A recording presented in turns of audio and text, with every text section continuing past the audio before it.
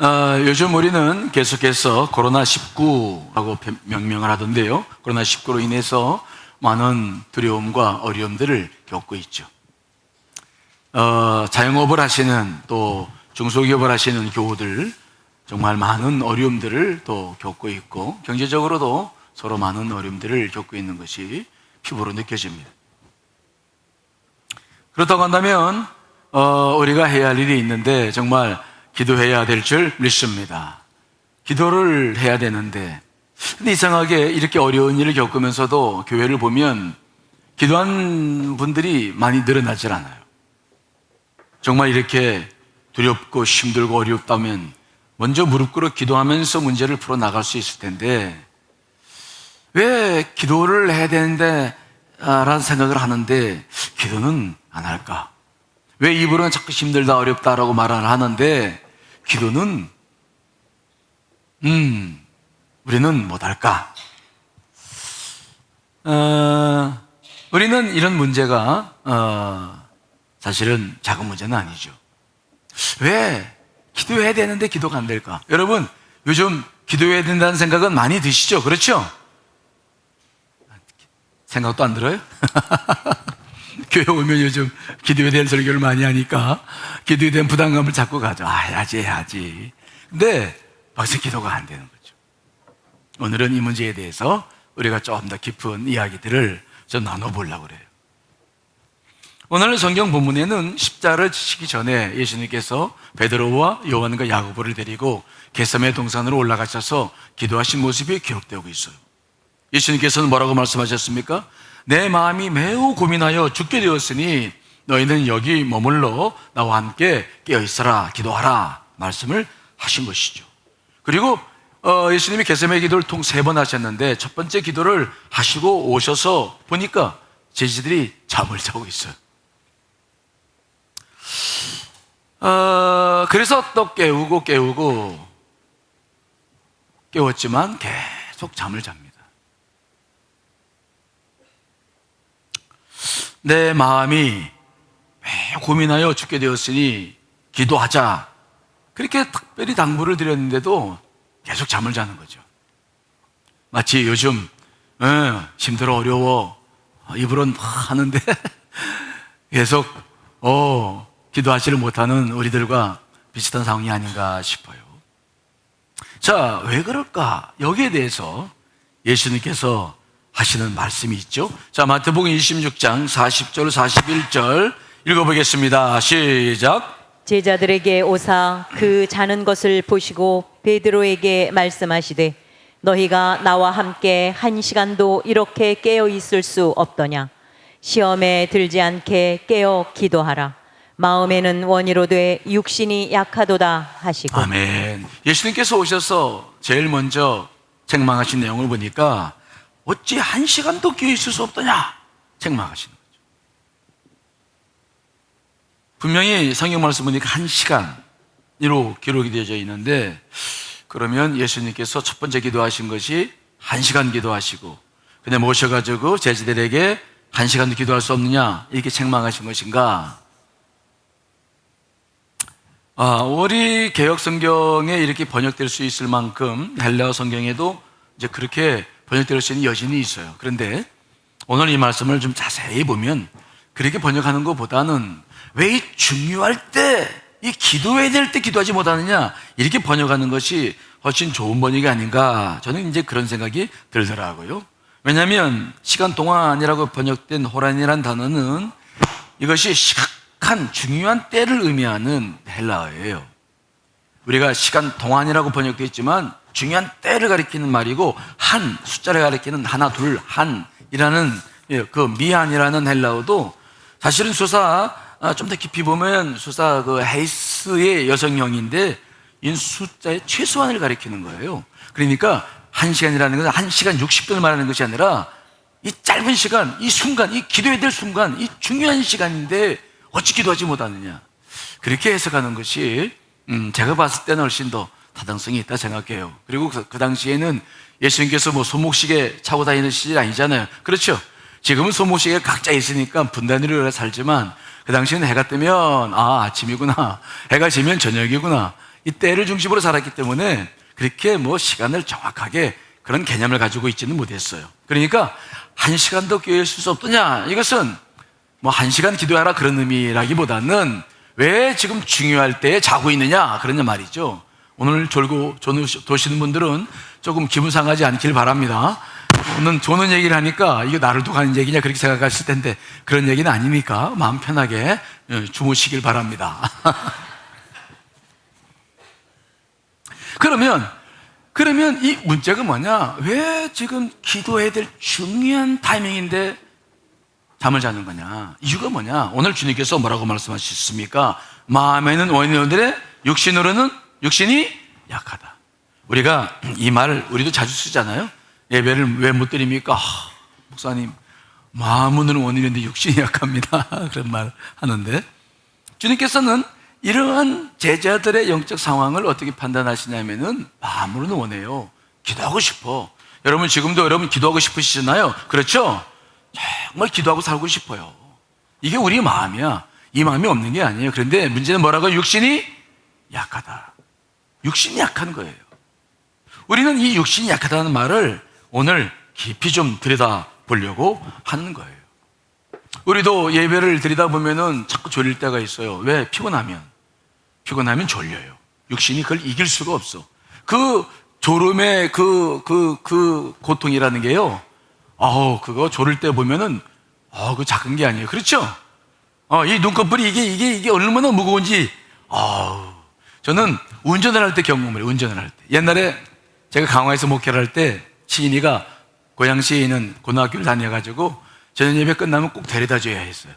아침 예배 드리고 저녁 예배 드리고 피곤한데 데려다 주려면 힘이 들더라고요. 강화대교까지는 괜찮아. 건너가가지고 이제 고양시로 넘어가려면은 강화대교를 타서 100번의 그 고속도로를 타야 되는데 거기만 들어서면 졸리는 거야. 와, 저기 보세요. 그래가지고 막 사탕도 졸지 않게 하는 사탕도 있잖아요. 그거 먹어도 소용없어. 때로는 막 때려. 그래도 소용없어. 때로는 막 볼펜을 가지고 막 허벅지를 막 이렇게. 그래도 소용이 없어. 언제는 눈을 딱 떠보니까 중앙선을 넘어서 가고 있는 거야. 와.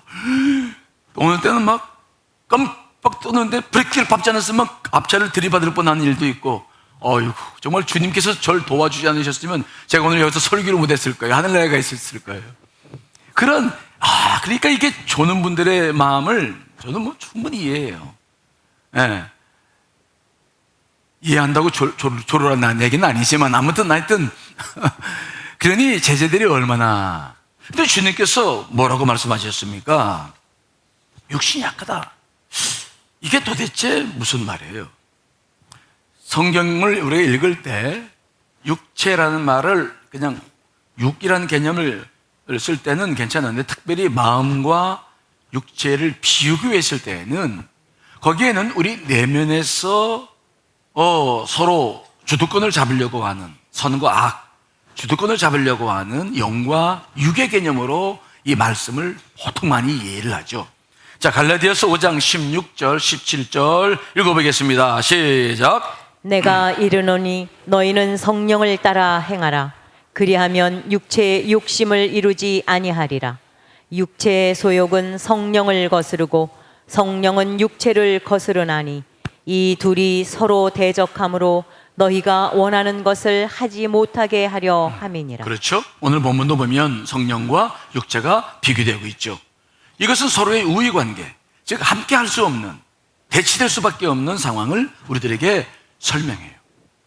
그러니까 오늘도 이 말씀 보면은 성령을 따라 행하라. 그럼 육체의 욕심은 이루지 아니에요. 육과 영이 아주 대비되는 상황 속에 있어요. 때문에 우리가 어떤 행동을 할 때 여러분 스스로를 잘 보셔야 돼요. 내가 만일 성령을 따라, 내가 만일 기도하거나 섬기거나 예배하는 일에 마음을 쏟는다면은 그 사람은 육의 영향을 받는 겁니까? 아니면 영의 영향을 받고 있는 겁니까? 영의 영향을 받고 있어요. 그래서 내가 지금 영적인 행동을 하는 거예요. 그런데 만일 내가 욕을 쫓아서 지금 육정이나 욕심을 따라 지금 살고 있다고 한다면 나는 영의 지배를 받는 겁니까? 아니면 육의 지배를 받는 겁니까? 육의 지배를 받죠. 죄의 지배를 받고 있는 거예요. 그러니까 지금 제자들에게 예수님께서 하신 말씀, 마음은 원이로되 육신이 약하도다라고 하신 말씀은 마음과 육을 비교하고 쓰고 있는데, 지금 제자들이 영의 지배를 받고 있다는 겁니까? 아니면 욕심의 지배를 받고 있다는 겁니까? 욕심의 지배를 받고 있는 거죠. 생각해 보십시오. 예수님은 십자가를 지시려고 예루살렘으로 올라오셨어요. 하지만 제자들은 예수님께서 예루살렘에 입성하신 이유를 잘 몰랐어요. 예루살렘에 입성하셔서 왕이 될 줄 알았죠. 그래서 예수님의 그 뒤에서 그들은 서로 누가 높은 자리를 차지할 것이냐 서로 싸웠죠. 예배대 아내이면서 요한과 야고보의 어머니였던 그 여인은 예수님께 직접 만나서 자기 두 아들을 하나는 좌편에 하나는 우편에 앉혀달라고 이야기를 하면서 예수님께 책망을 들었던 일들이 있습니다. 그들은 예수님께서 예루살렘에 올라가셨을 때 그들은 헛된 욕망, 헛된 꿈을 가지고 있었어요. 그들은 주의 영의, 예수님의 말씀의 지배를 받는 것이 아니라 자기들이 육욕의 지배를 받고 있었어요. 그래서 지금 주님께서 기도하자고 지금 데리고 올라왔는데 기도가 안 되는 거예요. 우리가 기도를 하려면 죄의 지배를 받지 않고 영의 지배를 받아야 기도를 하게 되는데, 제자들은 온통 잡다한 생각들로 지금 가득 차 있어요. 그러니 기도가 안 되는 것이죠. 자, 여러분, 다 같이 시편 66편 18절 말씀 현대인의 성경으로 읽어보겠습니다. 시작. 내가 만일 마음속에 죄를 그대로 품고 있었다면 주께서 나의 부르짖는 소리를 듣지 않았을 것이다. 내 안에서 죄가 역사할 때는 기도할 수 있어요. 근데 문제는 뭐냐? 하나님께서 안 들어요. 그럼 어떤 일이 벌어지느냐? 기도할 때는 기억하십시오. 여러분, 내가 혼자 하는 게 아닙니다. 내 안에 계신 성령님도 함께 하시는 줄 믿습니다. 근데 죄의 문제가 해결되지 않은 채 기도를 하기 시작하면 할 수는 있어요. 죄라고 부르짖을 수 있어요. 그러면 죄의 문제를 먼저 회개하려고 들어간다면 이게 기도가 풀려지는데, 그렇지 않다면 하나님이 듣지 않는다. 하나님이 듣지 않는다는 말은 무슨 말입니까? 성령님께서 나를 돕지 않아요. 기도를 할 때 내가 기도를 전심으로 하면 성령이 도와서 그 힘으로 기도를 하기 때문에 기도할 때 은혜를 받아요. 기도할 때 깨닫는 것이 있어요. 기도할 때 평안이 있어. 근데 이 기도를 해야 되는데 나 혼자 하니 성령의 역사가 없어요. 죄의 문제가 해결되지 않는 상황에서는 죄라 부르짖지만, 그러나 부르짖긴 부르짖어야 하지만 마치 절벽에 대고 소리치는 것과 같은 것을 경험해요. 허공에다가 소리치는 것 같이 공허하게만 내 스스로도 이걸 느껴요. 그래서 죄 문제가 해결하지 않고 막 기도하기 시작하면 복잡한 생각이 막 머릿속에 찾아와요. 방법만 떠올라요. 사탄이 막 화살을 쏘듯 여러 생각을 갖다 주니까 20년, 30년 생각 속에서 시간 여행을 하다가 기도도 안 되고 하니까 복잡해지니까 그냥 졸음이 밀려오고 자는 거죠. 네, 이게 지금 상태가 좀 안 좋죠? 네. 마이크 얘기하는 게 아닌데. 아무튼 우리가 기도할 때 이렇게 죄의 문제는 굉장히 중요한 영향을 미치고 있어요. 기도를 할 수 없는 이유는 죄의 문제가 해결되지 않고 있다는 거예요. 특별히 이 죄라고 하는 것이 왜 그렇게 중요한 것이냐? 죄는 하지 말아야 할 일을 행했다라는 것 때문에 하나님 앞에 죄를 짓는 건데, 죄를 짓고 나면은 그 죄가 우리 내면에 미치는 영향력이 크기 때문에 무서워요. 죄는 생각으로나 행동으로나 동일합니다. 물론 생각으로 짓는 죄나 행동으로 짓는 죄가 좀 차이가 나는 부분이 있지만 오늘은 이제 그 얘기 말씀드릴 시간이 아니니까. 그러나 생각으로 짓던 행동으로 죄를 짓고 나면 그 죄는, 그 사건은 종료되지만, 된 것처럼 보이지만 죄는 영향력을 내게 미친다는 겁니다. 이것이 두려운 거죠. 어떤 영향을 미칩니까? 제가 작년에도 죄에 대한 설교를 하면서 말씀드린 기억이 있습니다만은 죄의 본질은 뭐냐? 죄의 본질은 뭐냐? 하나님 앞에 반감을 갖는 것입니다. 하나님을 적대하는 게 죄입니다. 이해되십니까? 그래서 죄를 짓고 나면 죄의 상황은 사라지지만 그 반감, 하나님께 대항하고 싶고 저항하고 싶고 반감을 갖고 싶은 그 영적 느낌, 그 느낌이 내 안에 그대로 나를 사로잡는 거예요. 그래서 기도는 분명히 해야 되는데 나도 모를 반감이 생겨. 여러분, 이렇게 내가 죄의 지배를 받아서 막 반감이 생기면요, 사실 예배 드리는 것도 이게 기쁘지 않아. 오늘 주일 예배 드리는데 주일이니까 와서 앉아있지, 정말 기쁨으로 와서 예배를 드리는 분 혹 있을지 몰라. 그런 분들은요, 예배 싫어. 기도하라고, 정말 싫어. 특별히 막 죄의 지배를 받을 때는 설교 듣는 게 제일 싫어. 뭐가 제일 싫다고요? 설교 듣는 게. 왜? 정말 싫은데 그냥 자꾸 얘기하니까. 그러니까 설교하는 목사도 미워, 아주 그냥. 주는 거 없이 미워. 모든 게 아주 못마땅해요. 여러분들도 관계를 맺다 보면, 사람들과 관계를 맺다 보면 그 사람들과 뭔가 소통하는 부분이 없고 뭔가 조금 껄끄러운 부분이 있으면은 여러분 마음 안에 상대방을 대할 때 뭔가 모르게 적이가 있고 막 반감을 하고 반항하고 싶은 마음이 있습니까? 없습니까? 그래서 막 굉장히 싫어가지고 그냥 말 한마디도 편하게 잘 못해. 말 한마디 했는데 그냥 뭔가 은근히 긁어내고 막 싫은 말을 하게 되고 이렇게 되는 거예요. 그런 것처럼 우리가 이 죄의 영향력이라는 것은 뭐냐? 기도할 때 가장 많이 나타나는데 기도는 해야 되는데 안 되는 거야. 하나님 앞에 대항하고 싶고 막 반감을 가지고 있는데 이게 어떻게 기도가 되냐고.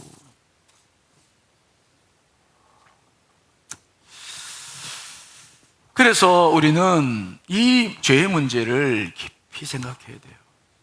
정말 기도하려면 죄의 문제가 해결돼야 되는데 회개가 완전히 이루어져야 될 줄 믿습니다.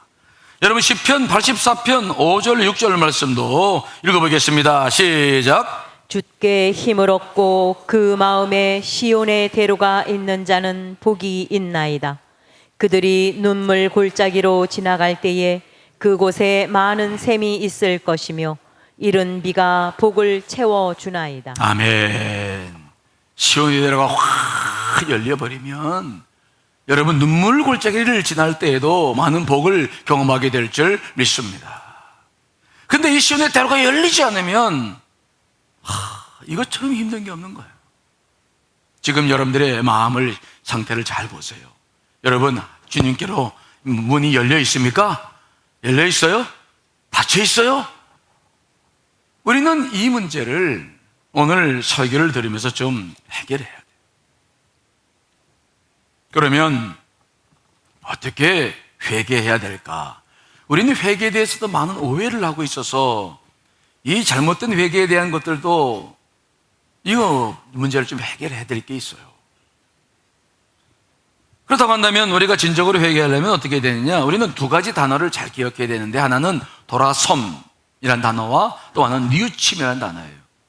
이 두 가지를 우리가 잘 이해해야 돼요. 먼저 이 회개라는 단어, 슈브라는 히브리어는 돌아섰다, 180 돌아섰다 그런 말이에요. 이는 하나님을 등지고 살았던 사람이 하나님께로 돌이키는 것이죠. 누가복음 15장에 보면 당자의 비유가 나오는데 그 둘째 아들이 바로 세상을 향해 나갔다가 돌아섰죠. 슈브라는 단어. 허랑방탕하게 살았어요. 정신없이 살았어요. 그러다가 모든 걸 잃고 아버지께로 돌아왔죠. 이게 회개예요. 자, 누가복음 15장 17절 읽어보겠습니다. 시작. 이에 스스로 돌이켜 이르되 내 아버지에게는 양식이 풍족한 품꾼이 얼마나 많은가. 나는 여기서 주려 죽는구나. 이에 스스로 돌이켰다. 이게 슈브란 단어인데 돌이켰다. 여러분, 회개라는 것은 뭐냐? 돌이켜야 돼요. 여러분, 우리 모두는 이미 하나님께 돌이킨 사람들인 줄 믿습니다. 세상에서 하나님께 돌이켰어요. 그래서 이 슈브, 돌이키다라는 것은 평생에 딱 한 번만 하면 돼. 여러분들은 이미 그러니까 회개의 상태에 들어와 있는 거예요. 우린 돌이켰기 때문에 예수 그리스도 영접했잖아요. 돌이켰어. 그러니까 우리는 어느 정도 이 회개의 상태에 들어와 있어요.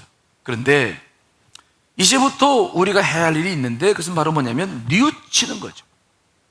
근데 이 뉘우침이라고 하는 것은 한 사건마다 회개하고 뉘우치고 용서받고 하는 그런 단일적인 사건으로도 이해될 수 있지만, 그러나 인생 전체로 본다면 이것은 평생 가는 과정이에요. 뉘우침은 반복되고 계속 돼야 될 과정이고, 이 속에서부터 내 변화가 일어나고 영적 성숙이 일어나는 과정이 뉘우침의 과정이에요. 그러므로 이 회개라고 하는 것은 단번에 딱 무 잘르듯 딱 이거 나 용서받았어, 물론 단일 사건에 그럴 수 있지만 그렇게 이해해야 될 것이 아니라 평생 우리가 하늘나라의 부름을 받을 때까지 가는 것이 바로 뭐냐면 회개, 뉘우침, 메타노이아라는 뉘우침이라는 그런 말이에요. 그래서 이 뉘우치는 과정에는 4가지의 단계가 있는데, 이 단계를 잘 밟으면서 회개의 과정으로 들어와야 여러분들이 죄가 해결되고 심령의 문이 열리게 될 줄 믿습니다. 첫 번째, 우리가 정말 우린 돌이켰는데 이제 뉘우침의 과정 속에 있는데, 우리가 늘 죄를 뉘우칠 때 가장 먼저 해야 될 것은 뭐냐면, 따라합시다. 죄를 자백하라. 하나님 앞에 고백하는 거예요. 이것이 첫 번째 해야 될 일입니다. 입으로 시인하는 거죠. 내가 죄를 졌으면 시인하는 거죠. 어떤 분들은 그렇게 말할 수 있어요. 아니, 목사님, 아니 우리가 이미 죄를 졌고 죄를 진 거 다 아시는데 내가 입으로 그냥 뭐 이렇게 꼭 시인해야 되나요? 해야 돼요. 왜 이게 중요하냐? 여기에 중요한 원리가 있어요. 우리가 기도하기 전에 하나님은 내 문제를 아셔서, 사실 기도는 작은 신음소리에도 응답하실 때가 있더라고요. 사실 기도 때는 필요한 것을 다 구하지 않아도 되는데 회개는 구해야 됩니다. 왜요?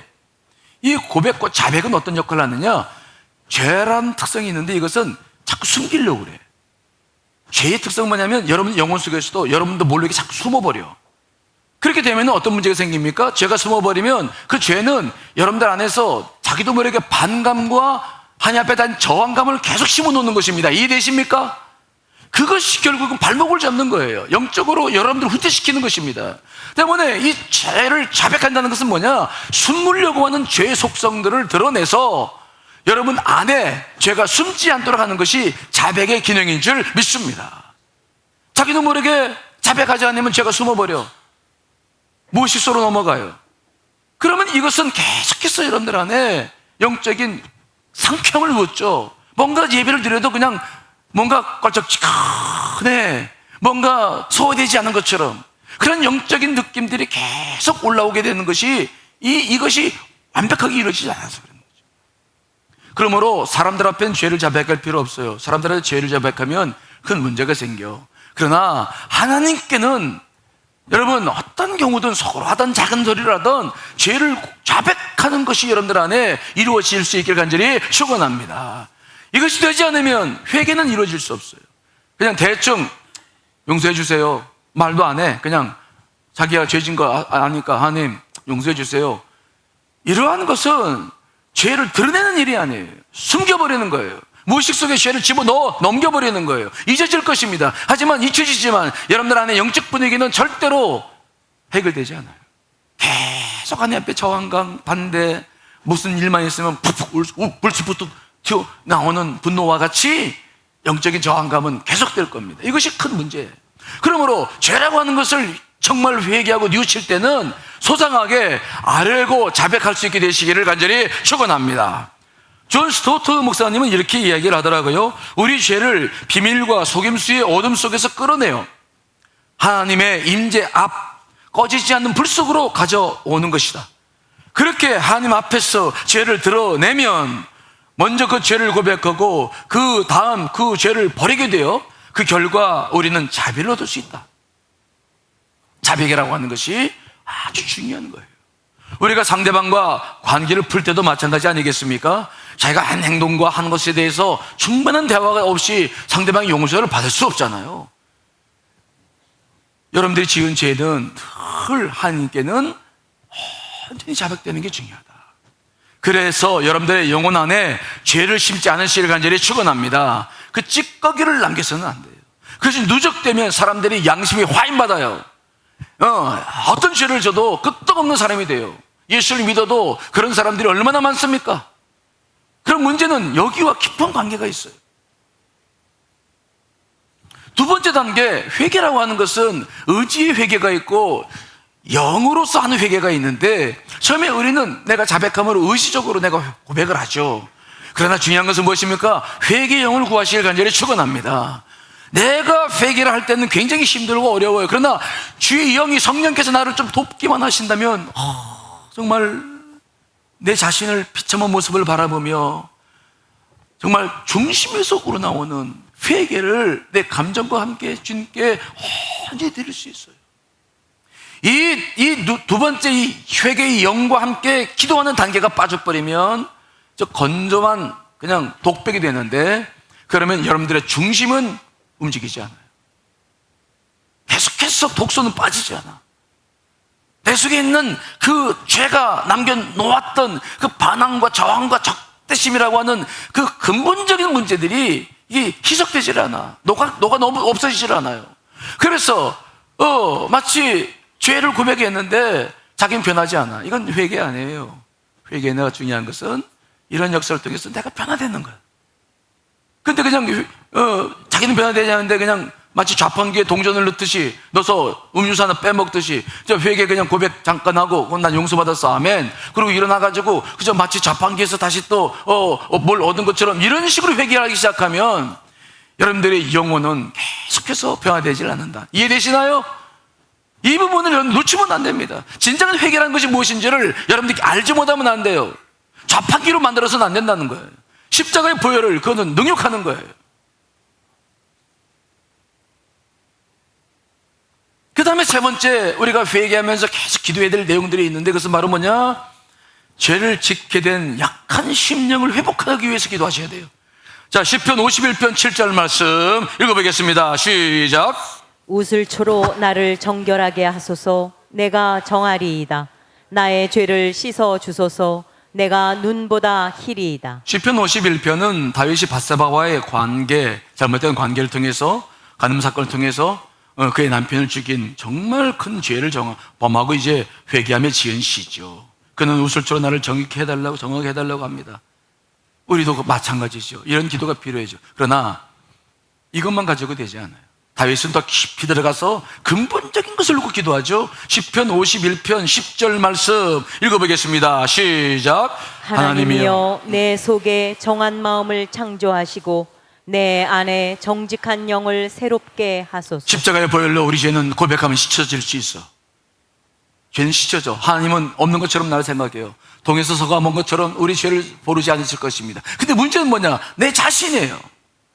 내 자신은 죄가 용서받아서 하나님과 관계는 해결됐는데 내 자신 속에 남아있는 죄는 여전히 찌꺼기가 남아서 하나님께 계속 저항할 겁니다.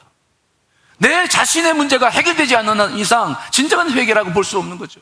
하나님은 여전히 나를 사랑하셔. 나는 그분께로 갈 수 없는 상태가 되어져 버리는 거예요. 그래서 정직한 영을 회복시켜달라고, 정한 마음을 창조해달라고 다윗이 기도하는 줄 분명히 믿습니다.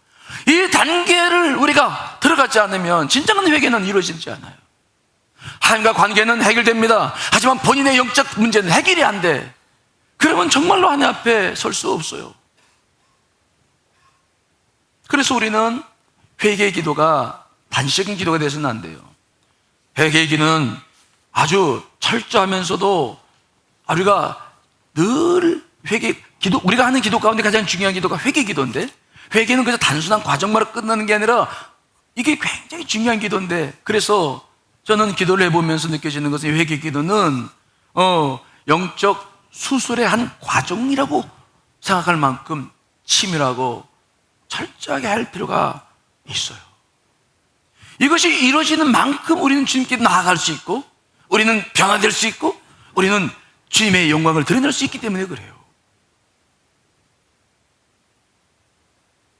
다만 이런 기도를 하지 못하고 회개 기도를 아까도 얘기했습니다만 당시 용서받는 수단으로 그냥 잠깐 고백하고 아무 느낌도 없이 그냥 용서받는 줄 믿습니다 아멘 하고 푹 일어나 버리면 하나님과 관계는 괜찮아. 하나님은 우리를 십자가에 보혈로 이미 용서하셨고 여러분들이 어떤 죄를 져도 용서하실 줄 분명히 믿습니다. 그러나 나는, 내 심령의 문제는 이건 별개의 문제죠. 끊임없이 내가 여전히 죄 가운데 죄를 지을 가능성이 있음을 인정하고 이제는 정말 십자가의 보혈이 내 전체 흘러서 이제는 의를 행하며 살 수 있도록 나를 변화시키기까지 기도하지 않으면 우리는 자꾸 죄의 유혹에 자꾸 넘어지니까 힘들어지는 거죠. 우리가 뉘우침의 마지막 단계는 뭐냐면, 그래서 자신의 죄로 인해 이제는 상처받은 사람들을 회복시키는 데까지 나아가야 돼요. 우리는 모든 죄를 우선적으로 하나님께 죄를 짓는다 생각해서 하나님께 용서를 구하는데, 그건 옳은 말이고 그것은 용서가 됩니다. 근데 중요한 것은 뭐냐? 내 안에 죄는 남아있고, 죄의 그 흔적이 남아있고, 그리고 내가 죄를 지은 것으로 상대방은 여전히 고통 속에 있어요.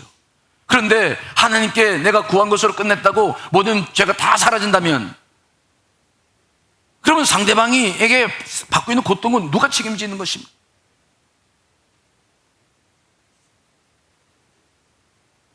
우리의 문제는 뭐냐? 회개를 하면서도 그저 하나님께만 회개하는 거야. 그리고서 죄에 대한 응분의 대가는 회피하려고 그래. 어떤 잘못이건 그저 하나님께만 용서받으면 다 된다 라는 잘못된 신앙이 우리 가운데 뿌리 박혀 있어요. 그래서 내 영혼도 회개를 통해서 변화시키지 못하고 상대방과의 사랑의 실천도 완전히 이루지 못하는 이상한 현상을 만들어 놓고 있는 것이 심각한 한국 기독교의 문제예요.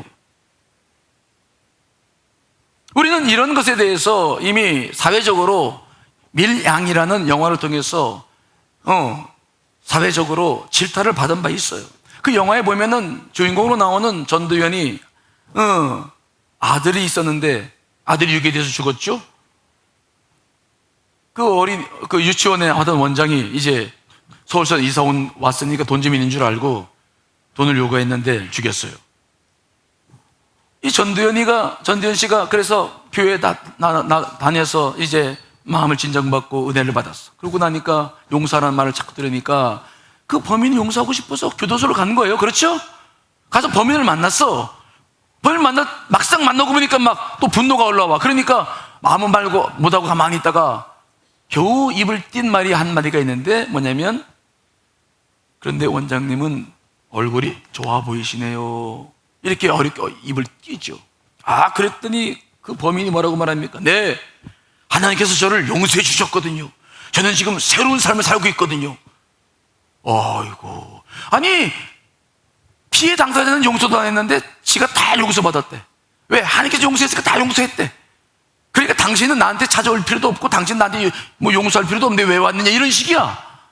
그러니까 전도연 씨가 막 도대체 난 용서 안 했는데 누가 용서하는 거냐, 이게 도대체 무슨 이런 일이 벌어지냐고 그러면서 교회 밖으로 나가 더 깊은 수렁으로 빠져드는 영화의 모습 우리가 보고 있죠.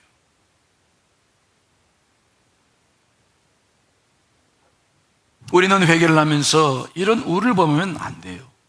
회개를 용서 자판기로 만들어서는 안 돼요. 회개는 가장 중요한 성화의 도구입니다. 옛사람을 가지고 있는 우리는 정말 기도할 때마다 회개할 수밖에 없는데, 그 회개는 아주 중요한 영적인 원리를 가지고 있어요.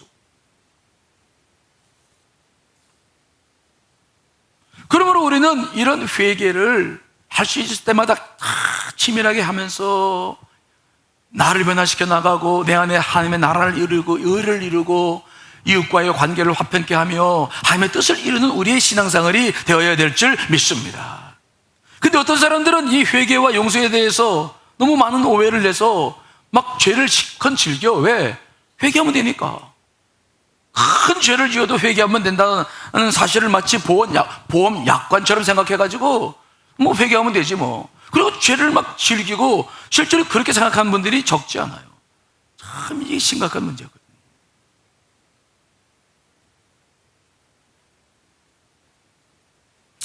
회개라고 하는 것은 마치 자판기에 동전 몇 개를 넣고 원하는 음료수를 넣는 일과 같은 것이 아닙니다.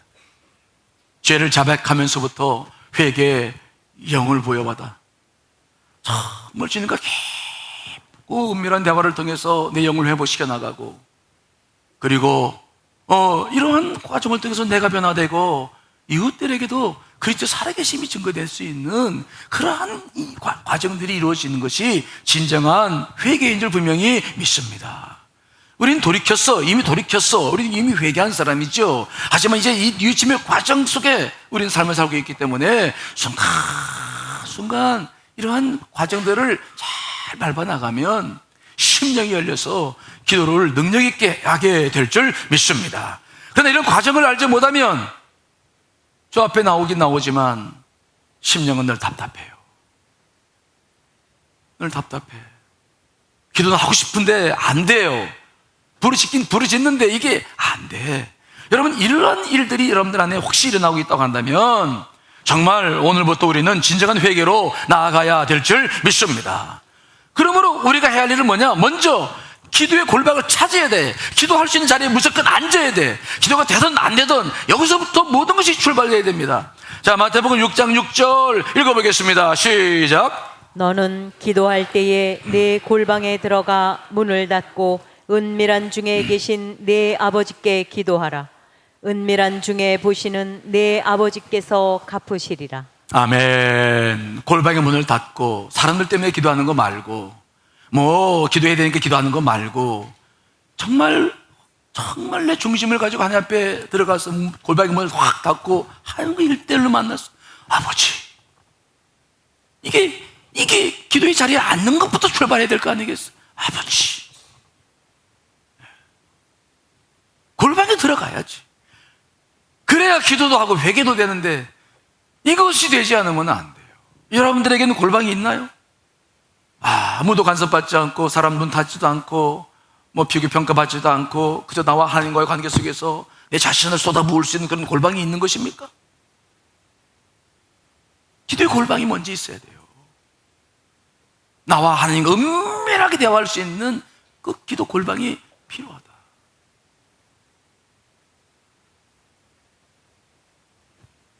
그리고 그 속에서부터 우리는 회개의 기도를 진해 나가야 돼요.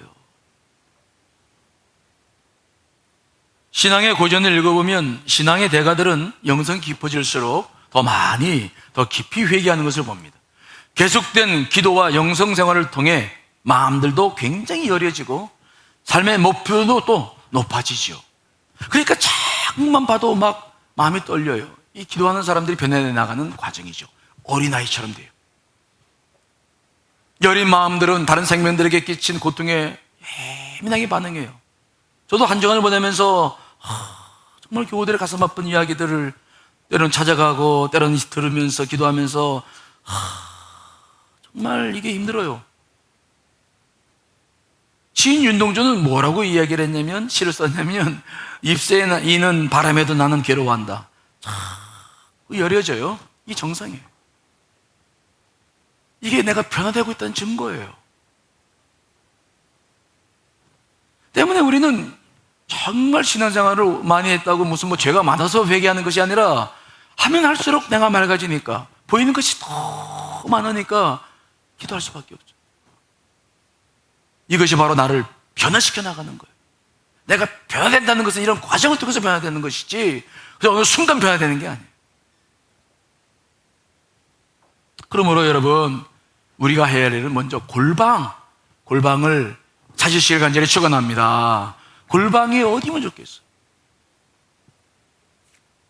골방을 만드셔야 돼요. 두 번째, 그 골방에 들어갈 시간을 만들어야지. 시간. 그렇죠? 시간이 있어야지. 바빠서 그냥 우리가 사느라고 얼마나 힘들어요? 하루가 30시간이라도 부족하죠. 하지만 중요한 것이 있는데 기도하지 않으면 다른 많은 것들은 그렇게 중요한 문제가 아니에요. 힘들고 어려울수록 더 기도해야 됩니다. 그런데 제가 기도 생활을 계속하고 경험해 보면서 느껴지는 것은 뭐냐? 그 기도 시간은 많이 하지 않아도 돼요. 여러분, 기도 잘하는 분들 1시간, 2시간씩 하고 갔는데 그렇게 하실 분들은 하면 돼요. 그러나 꼭 기도는 그렇게 한다고 되는 게 아니에요. 여러분, 제가 경험해 보니까 기도는 하루에 20분만 해도 돼. 몇 분이요? 20분. 10분은 작아. 왜냐하면 기도를 처음 시작하면 막 여러 가지 잡념들이 많이 올라오고 이거 해결하려면 시간이 걸리잖아요. 통성으로 기도하면 많이 유익이 돼서 통성 기도를 제가 강조하는데, 하지만 그래도 시간이 20분 정도가 되어야 정말 주님을 깊이 만날 수 있어. 하루에 20분. 정말 이것이 우리에게 온전하다면 점심 때도 할 수 있고 저녁 때도 할 수 있고. 저는 하루에 3번씩 기도를 계속 실천하는데 아무리 바빠도 그 일을 아주 그냥 목숨처럼 여기고 있는데 이것이 큰 도움이 돼요. 아무리 흔들릴 때도 무릎 꿇으면 다시 잡혀지고 다시 잡혀지고 다시 주님께로 향하는 마음들이 계속 그 일을 통해서 잡혀지는 거 아닙니까? 언젠가 우리 아들이 막 전화가 왔어요. 아들이 미국에서 공부를 하는데 공부가 힘드니까 전화가 왔어. 아빠, 너무 힘들어요. 이거 어떻게, 아빠 이거 어떻게 이걸 하셨냐고. 아빠 이거 나 이렇게 해야 되냐고 막 그러자고. 그래서 아들한테 그런 얘기했죠. 아들아,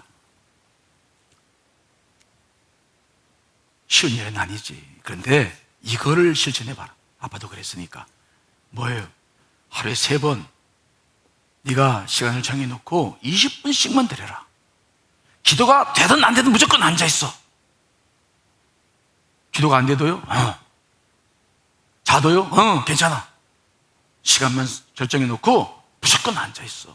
그 시간은 나와 하나의 시간이라는 생각하고 무조건 앉아있어. 거기서부터 네가 기도를 배우고 주님과 관계를 형성시키고 어려운 일들을 극복할 수 있는 힘을 얻게 될 것이다.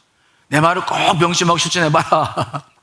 그랬더니 몇 달 후에 또 전화가 왔더라고요. 아빠, 안 될 수도 있지만 계속 하는데 정말 하니까 내가 이젠 마음을 잡을 수가 있게 됐어요. 아빠, 내가 정말 그렇게 하니까 이제는 심령이 좀 살만해요. 이제는 좀 내가 주님 앞에 가슴을 열고 좀 나아갈 수 있는 힘을 얻게 되네요. 그래, 네가 공부보다 더 중요한 게 있는데 무릎을 꿇는 것이다. 철저하게 그 시간을 지켜봐라. 그러면 네가 보는 눈이 달라지고 겪어내는 것들이 충분히 달라질 거다. 여러분, 우리는 만물을 창조하시고 우리를 너무 사랑하셔서 독생 손자까지 주신 하나님 아버지의 그 사랑 안에 우리가 지금 인생을 살고 있다는 사실을 잊지 않으시기를 간절히 축원합니다. 기도만 할 수 있다면, 심령의 문만 열릴 수만 있다고 한다면 우리는 무엇이든지 헤쳐나갈 수가 있어요. 그런데 이것이 열리지 않으면 그저 답답한 상태로 그냥 속에서 채끼라고 그러죠. 아직 가시지 않은 상태 속에서 인생을 살기 시작하면 그보다 힘든 일이 없어요. 2020년도 우리가 기도하자고 내걸었던 교회 기도 제목 7가지 가운데 첫 번째 게 뭡니까? 첫 번째 거 같이 한번 읽어볼까요? 시작. 우리의 첫 행동이 하나님 앞에 무릎 꿇는 기도에게 하소서. 첫 행동이 가장 중요한 것이 순서인데 첫 행동이 무릎 꿇기 시작합니다. 그러면서 주님과 회개를, 기도가 특별히 20분을 기는 분들 계시죠. 1시간 넘게 하신 분도 계시지만 이거 다 원리가 있는데 회개 기도를 온전히 하면요 20분 너무 짧아요. 기도가 너무 짧아. 벌써 끝났네. 정말 주님과 함께 내가 이 대화가 깊이 되기 시작하면은 20분은 너무 짧아요. 모든 문제들을 우리가 해결할 수 있다. 여러분, 우리가 해야 할 일이 무엇입니까? 지금 기도해야 될 이때 그 무엇보다도 무릎 꿇어 기도할 수 있어야 되는데, 만일 기도를 하지 못한다고 한다면 우리는 오늘 말씀을 다시 또 가서 집에서 인터넷 또 듣고 또 도전을 받고 신념을 세워나가야 돼요. 여러분들 안에 마음은 원인데 육신도 그 마음을 따라 기도할 수 있게 되시기를 간절히 축원합니다.